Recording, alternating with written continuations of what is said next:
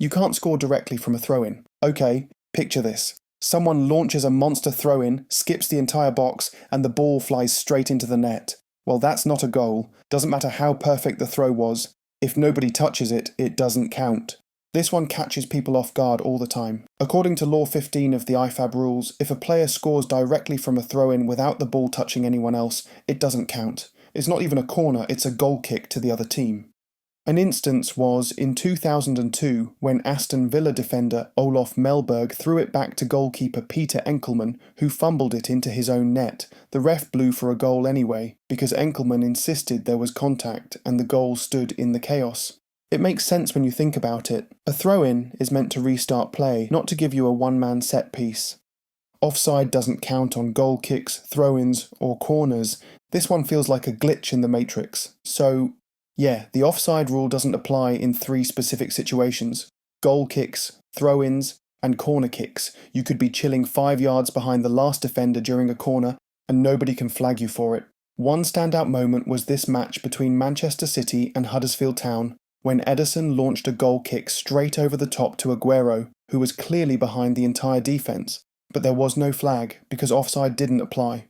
It was 100% legal, and he nearly scored that goal. It's like football just turns a blind eye temporarily.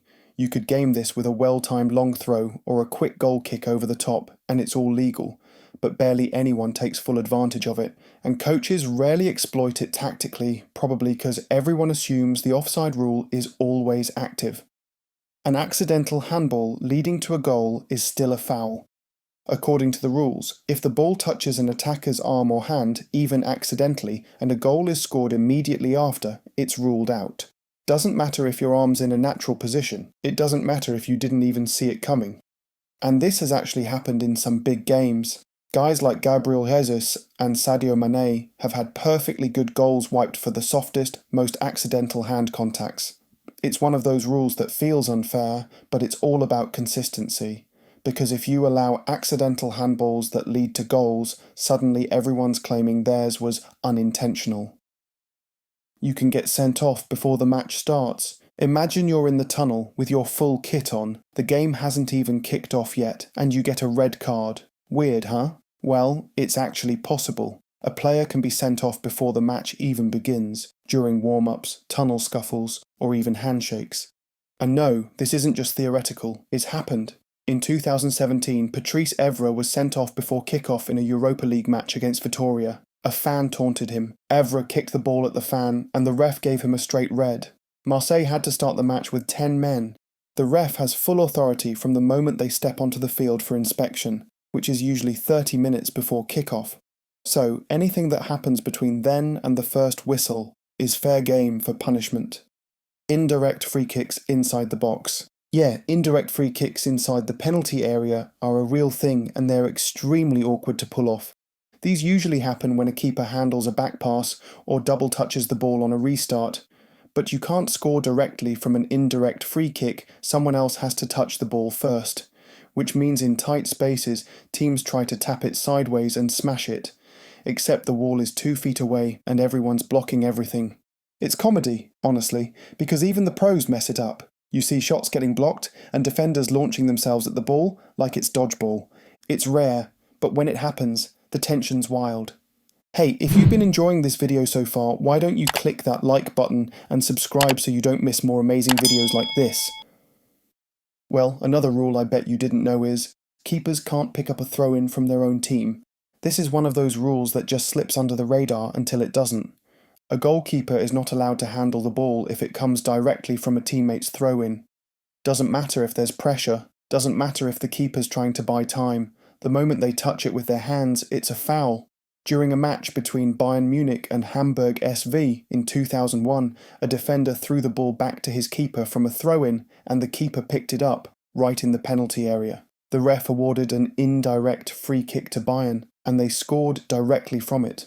That goal ultimately influenced the game's outcome. It's such an easy mistake to make too, especially when teams are under pressure late in matches. Keepers panic, defenders make a quick throw without thinking, and boom, it's a free shot from like 8 yards out. The ball can go backward from kickoff. Remember the days when kickoffs had to go forward? You needed 2 players, one to tap it ahead and one to launch it. It was this weird, unnecessary formality. Well, that's been gone since 2016. Now you can kick the ball backward from kickoff, and a lot of teams use it to their advantage. It's one of those small rule changes that actually had a big effect. By allowing a solo player to just tap the ball backward, teams can now set up kickoffs more like actual build-up plays. And yes, pro teams use it. In the Premier League's 2016-17 season, clubs like West Brom and Burnley adopted it right away for tactical reset, maintain shape, slow down the tempo, and draw the press. VAR is just an advisor. The ref can still ignore it. Here's the bit they don't always tell you. VAR doesn't actually make decisions. It's just a tool, a second pair of eyes. The final say still belongs to the on-field referee. And honestly, it's happened. There have been games where the VAR recommends an on-field review, but the ref watches the replay, takes 30 seconds, then says, "Nah, I'm good." One clear case was back in February 2021 when Everton played Liverpool at Anfield. VAR told the referee Chris Kavanagh to review a potential red card incident involving Dominic Calvert-Lewin. Kavanagh checked the monitor, took a good look, and still backed his original call. This rule is valid because it keeps human judgment in the game, for better or worse. Some fans hate it, but others argue it keeps things grounded. It stops every game from turning into courtroom drama. So yeah, VAR might zoom in slow-mo every angle, but if the ref doesn't buy it, it doesn't matter. They still wear the whistle, and they're still the judge. Goal celebrations can still get you carded, even if the goal gets disallowed. Now this one's just cruel. Imagine scoring a banger, you run to the fans, rip your shirt off, maybe slide across the turf like a superhero, and then ref pulls out a yellow card. That's fair enough, standard. But then VAR steps in and says it's actually offside. So not only is your goal wiped, you're still booked. Celebration cards don't get reversed, even if the goal gets ruled out right after. And if you think it's not real, guess again, because in December 2018, Sampdoria's Riccardo Saponara scored a 90th minute equaliser against Juventus. He stripped off his shirt in celebration and wham, yellow card. Then VAR disallowed the goal for offside in the build-up. The goal was erased, but the yellow stayed. And it's not just shirts. You can get booked for excessive celebration, taunting the crowd, jumping into the fans, or time wasting. It doesn't matter if the scoreboard resets. The yellow stands. Substituted players must leave the nearest touchline. Remember the days when a player getting subbed would take the scenic route across the pitch, with fans slowly clapping, tying their boots mid-walk, maybe even stopping to bless the grass? Yeah, not anymore. FIFA changed that in 2019.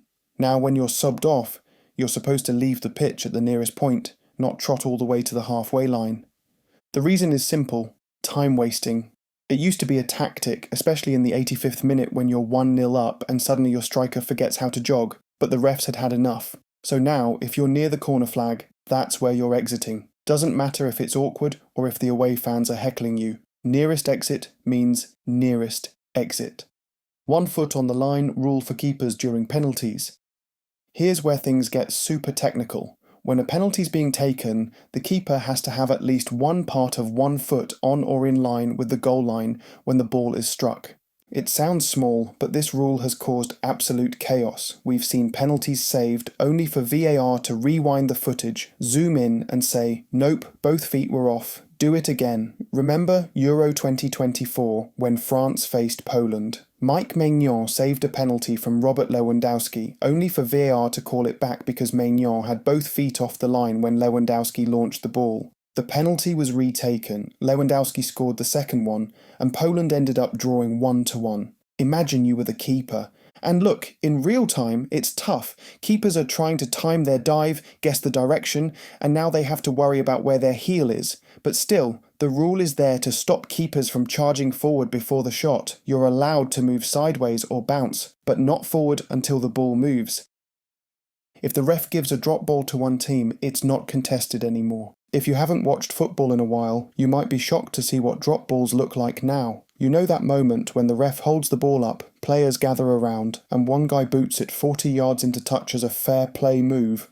Well, all of that is gone. These days, drop balls are uncontested.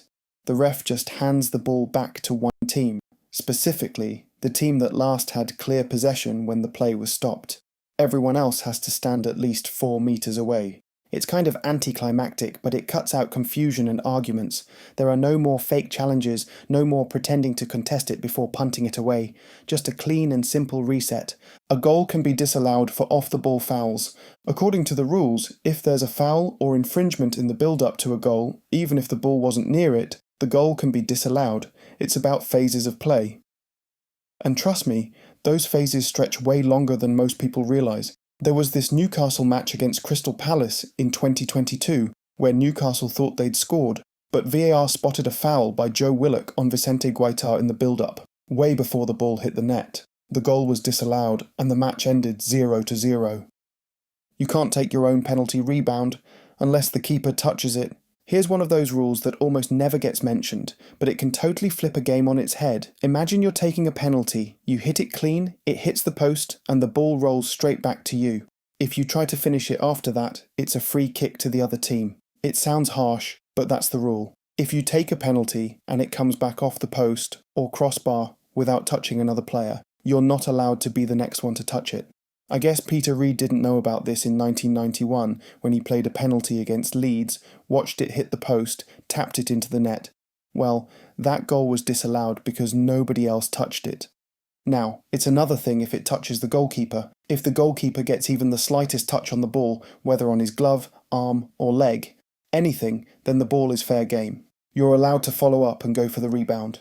Football rules can be weird, technical, and sometimes downright unfair, but they're all part of what makes the game so unpredictable and exciting.